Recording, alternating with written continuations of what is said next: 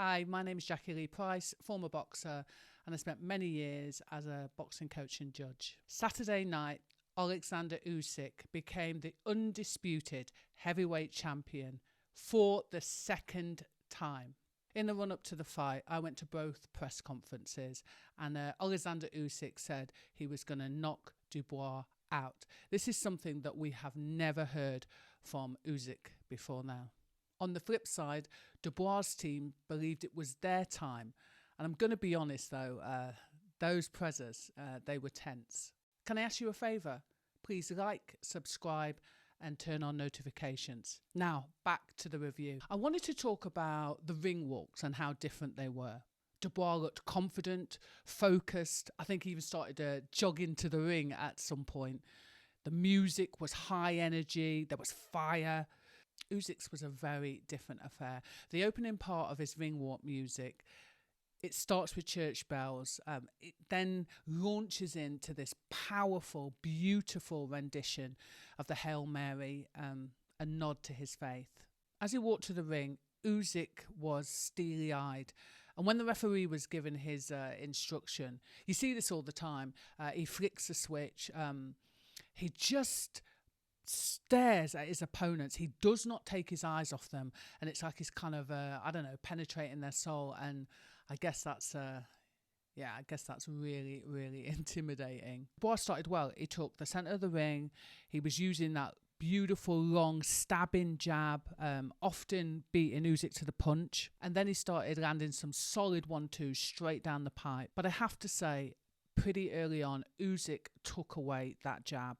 He was making Dubois fall short. He was constantly adjusting his feet, and that basically took away Dubois' power. We then see that front foot pressure, but then he switches it up and gets on the back foot, basically trying to bring Dubois onto a shot. He was able to disarm Dubois' right hand and basically having Dubois dance to his tune. In the finishing sequence, you see Daniel guiding Usyk into the corner with his jab, trying to position him for the finish. But Usyk turns the tables, meets fire with fire, and drops Dubois for the first time. And Dubois actually gets up.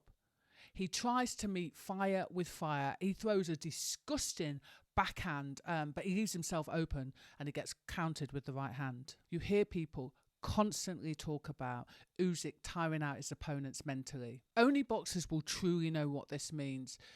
Usyk triggers a reaction, and you have to stay switched on and reactive all the way through the fight, and that is just mentally exhausting. Listen, you don't know whether you're coming or going, and to try and box against that, yeah, good luck with that. So it's easy to say that Dubois quit, but he looked exhausted. He looked knackered. And remember, this is a fit young guy. But where Usyk does have an advantage, he knows what it's like to be in the trenches. He knows what work's required, and that comes from years and years of work. As per usual, Usyk was put under pressure to reveal who he'd fight next. And he only said that he wanted to spend some time with his family. And something about this felt final. I wouldn't be surprised if he announced his retirement. But if he is to have that final fight, I think it needs to be against Joseph Parker. He has been beyond patient. He called him out in a respectful way. He wasn't trying to steal his limelight. I think he really deserves his shot. Whatever happens next, Saturday night, we witness a generational great in action, and he put on a poetic performance. And what's next for Daniel Dubois?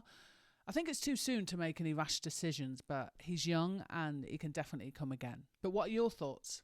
Drop them in the comments below, and thanks for watching.